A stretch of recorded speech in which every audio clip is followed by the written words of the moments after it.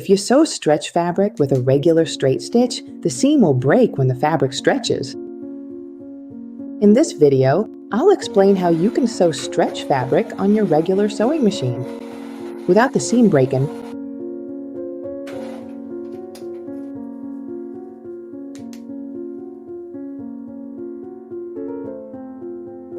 There are a few stitches on the sewing machine that you can use for stretch fabrics. These are the stretch stitch and the zigzag. I'll show you all three stitches and tell you the right settings for the zigzag stitch.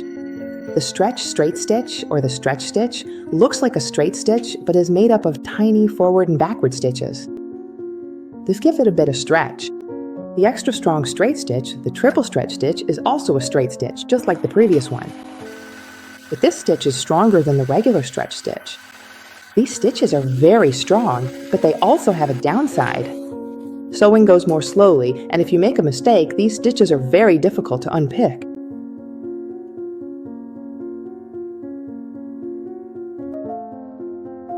You can also use a zigzag stitch. For this, set both the stitch width and the stitch length to 1.5. This gives you a small zigzag that is also stretchy.